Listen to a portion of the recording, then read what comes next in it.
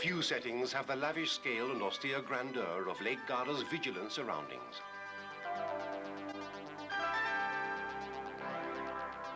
The constantly changing vistas from this, the largest of the Italian lakes, are of an almost regal beauty.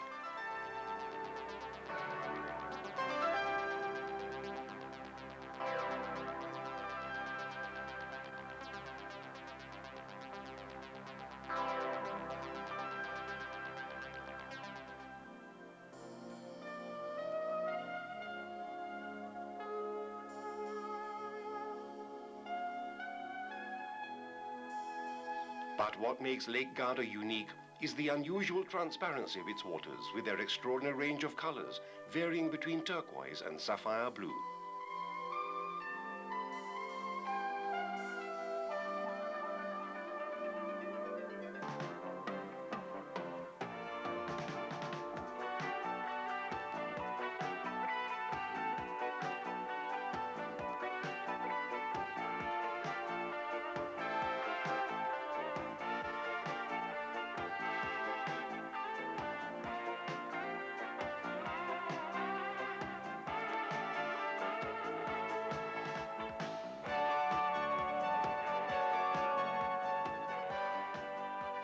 One appreciates that the climate is exceptional here.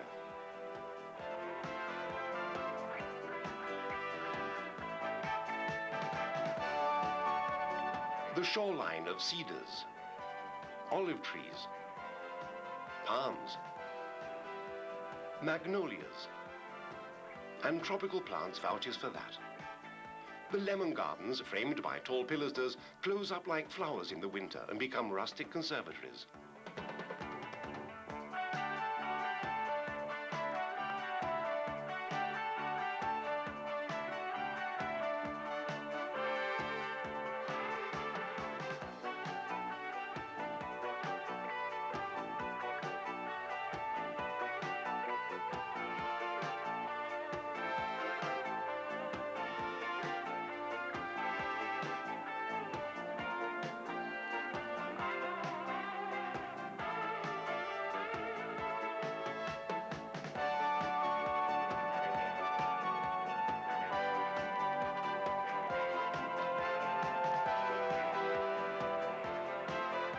Mount Baldo, the haunt of witches and sprites, is a very rare example of a wildflower preserve, a herbalist's paradise.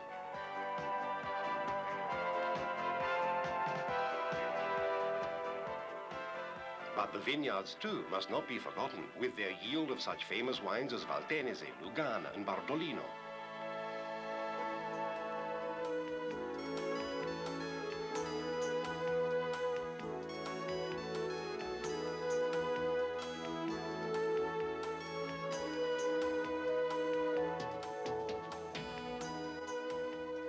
A natural refuge for saints and sinners alike, but also for poets, painters, kings, and fugitives.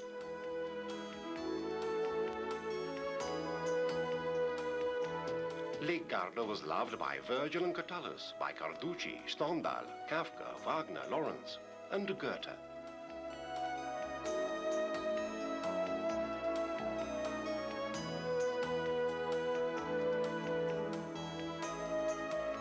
St. Francis of Assisi found peace here and set up a hermitage on the island of Garda, where the sumptuous Villa Borghese now stands.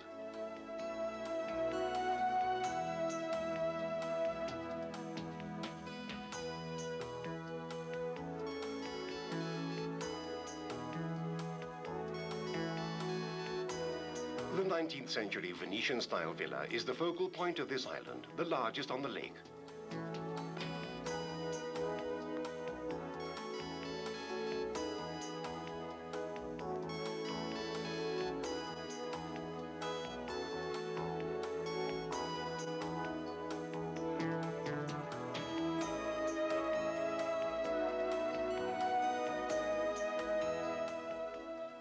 Punta di San Vigilio, one of the most famous and romantic headlands on the lake, was visited by both Churchill and Adenauer.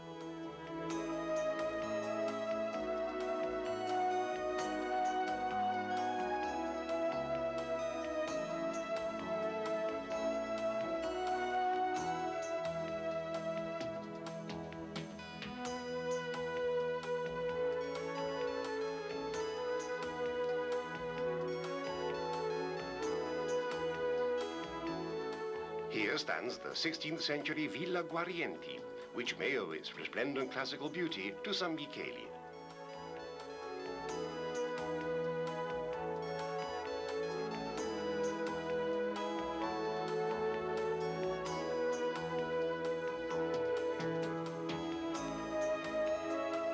The Kaiser commissioned a grand villa in the imposing neoclassical style, surrounded by a vast park.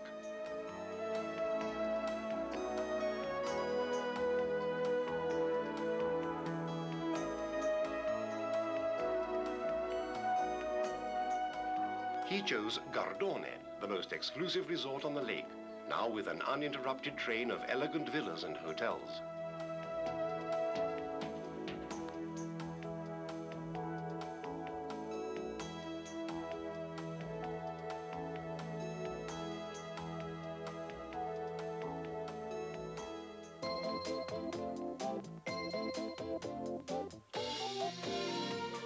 And at Garda itself, Carlo Alberto, King of Sardinia, was once house guest at that look-alike for a medieval castle, the Villa Albertini.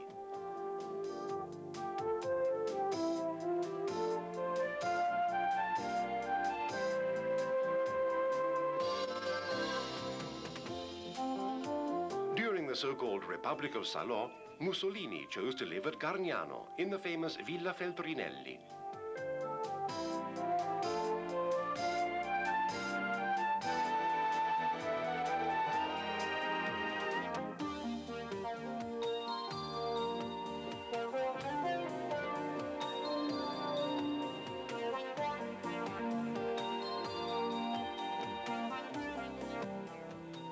At Gardone, once more, the last resting place of the soldier-poet Gabriele D'Annunzio, his Vittoriale, repository of mementos of the Second World War and the sanctuary of his tormented muses.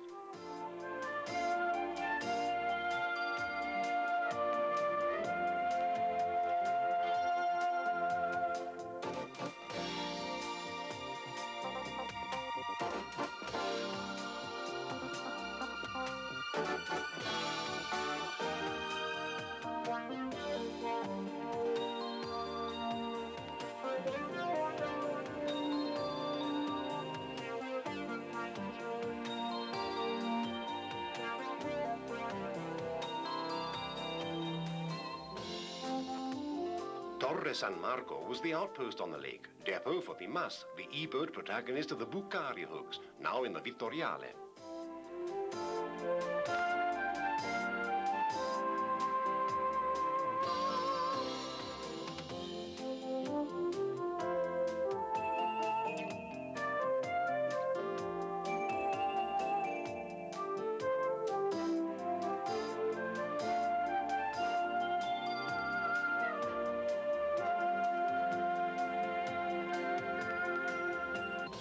Here, we're at Barbarano. Reflected in the waters of the lake, the 16th century Villa Martinengo.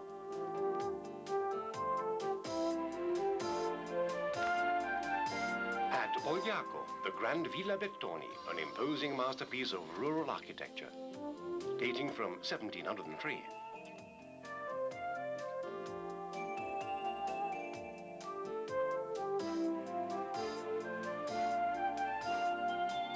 Its scenographic Italianate garden looks out to the mountain.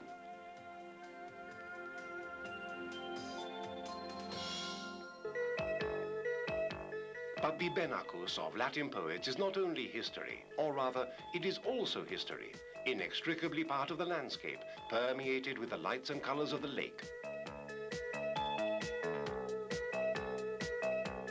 Since prehistoric times, Ligurian and Venetian peoples have settled here in turn. It has been the territory of the Etruscans, the Gauls, and later the Romans, whose domination has left behind abundant traces.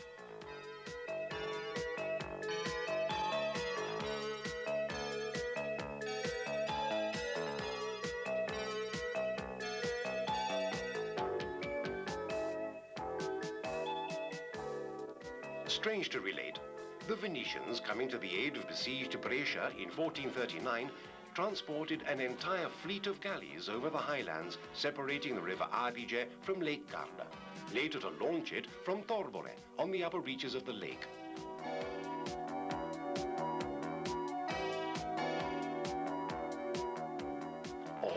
Austrian gunboats bombarded Gargnano in 1866. Strange quirks of fate when a lake is taken for a sea.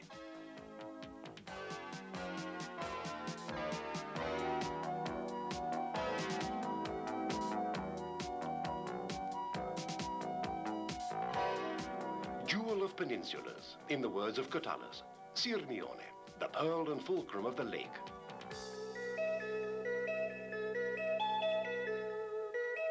With its impressive Roman ruins, ancient baths of the First Imperial Age, celebrated erroneously as the grottos of Catullus.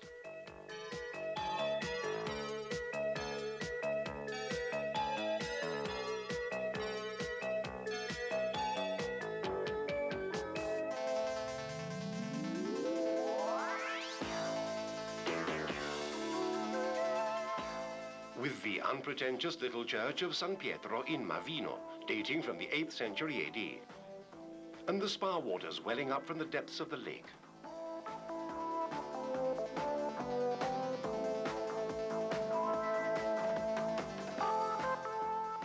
Standing aloof, this is Santa Maria Maggiore, founded in the 15th century.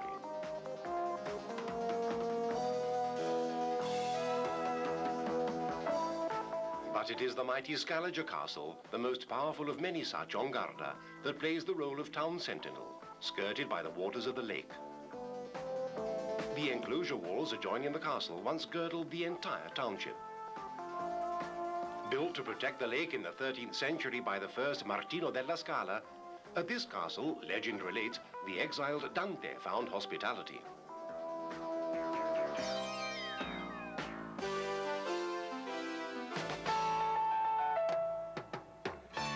Lake Garda's troubled past is best exemplified in its castles.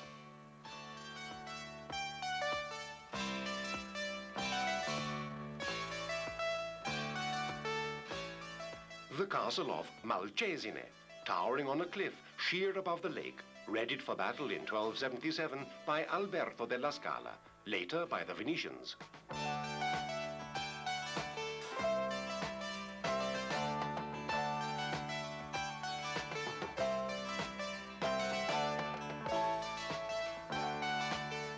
Here, Goethe was imprisoned, and the painter Klimt chose it as his muse.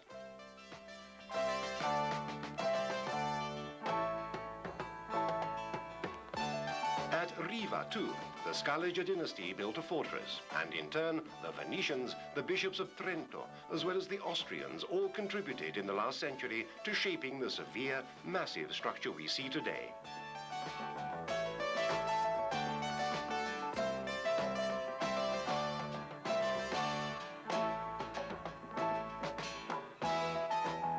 Founded in the 13th century, raised higher in the 16th, the Apponale Tower, dominating the main square, points to the political and administrative importance of Riva during the Tridentine episcopate. And the place still savors of the Belle Époque after the long Austro-Hungarian domination.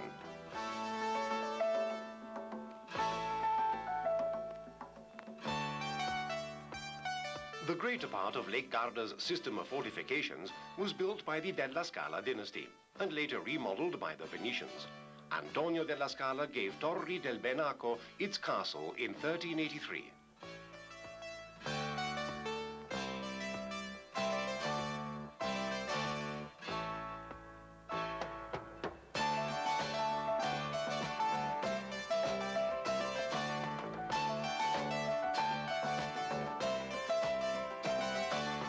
Another Scaliger initiative is the castle of Lazise, a military outpost strategically located on the Venetian shores.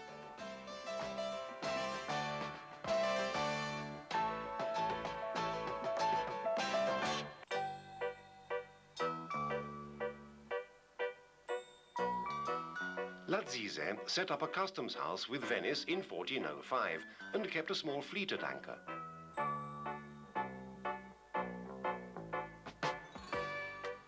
Sturdily defensive in its structures, the 15th century castle of Desenzano, probably built at the time of the Hungarian invasions, is still inhabited, today remodeled to provide civil housing accommodation.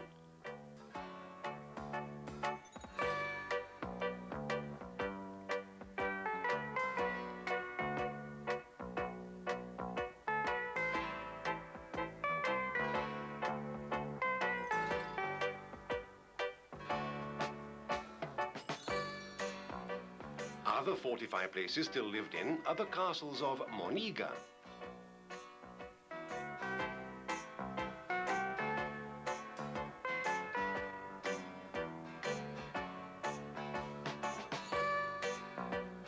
and the steep crenellated enclosure walls of Padenghe in the Valtenesi.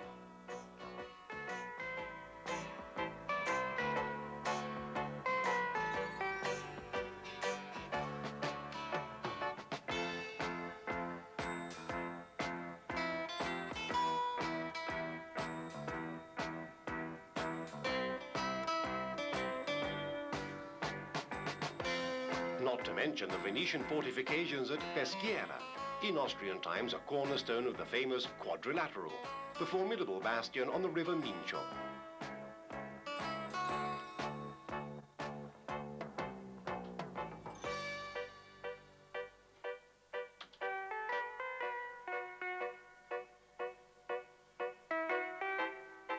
But speaking of fortresses, Lake Garda also offers natural bulwarks, such as the famous Rocca di Manerba, an imposing rocky spur, unmistakable in profile, standing sheer above the lake and in former times crowned by a castle.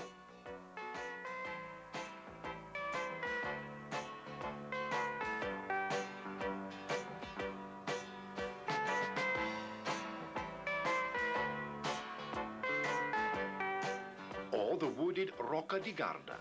This name, Garda, derives from Frederick Barbarossa's beloved Contea di Garda. Not only its castles, however, speak of Garda's past eminence. The palace of the captains of the lake at Garda is eloquent of long Venetian presence.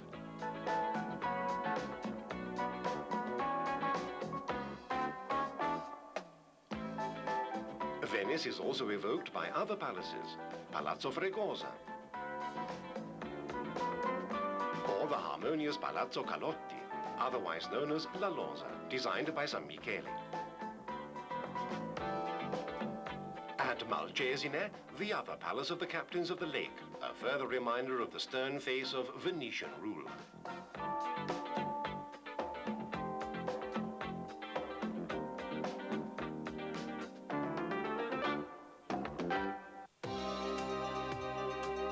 Even though no tangible evidence survives of the transit of St. Francis, the churches testify to the deep religious feeling pervading these places.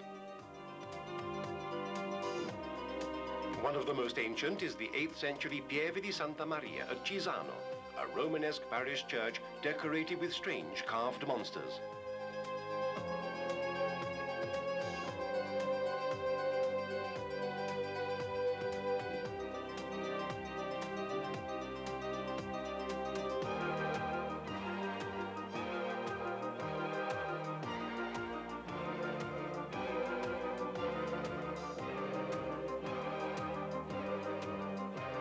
Also Romanesque is Sant'Andrea at Maderno, the most beautiful church in Garda, with the regular cadence of its tall columns and its culminating course of tiny arches.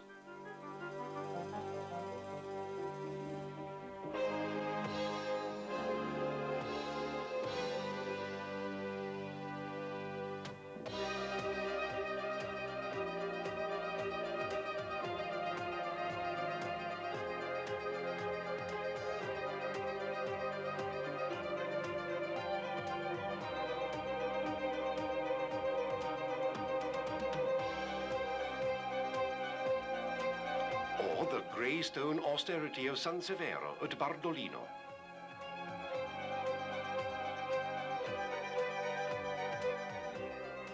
And the plain facade of the 15th century Santuario del Carmine at San Felice del Benaco.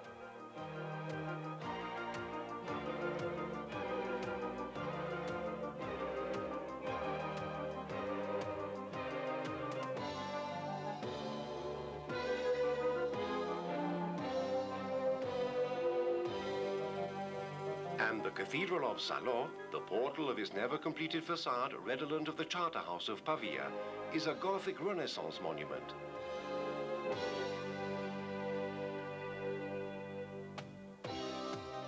So is the Madonna del Frassino sanctuary, close to Peschiera, dating from 1511, preceded by a porch frescoed in the 17th century.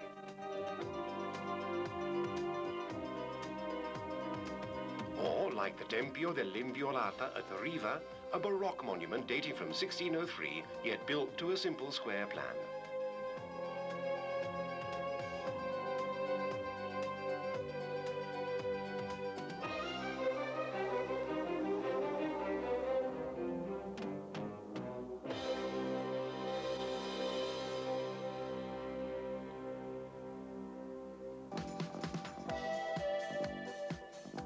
In a word, strife and faith, albeit steeped in the essence of the lake, partaking of its moods and its calm.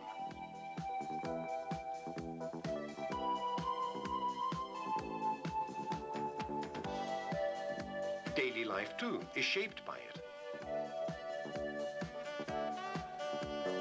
Fishing.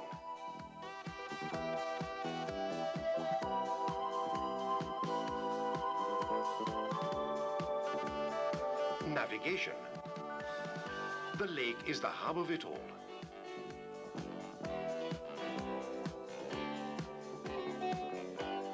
The faces of towns and villages show they are children of Garda.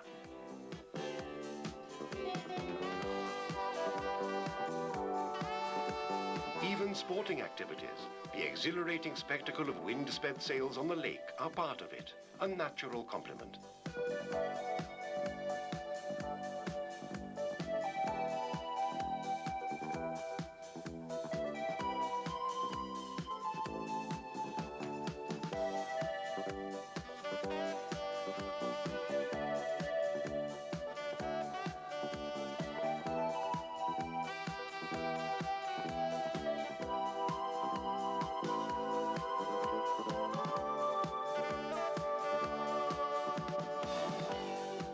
But this is not the end of Lake Garda's charms.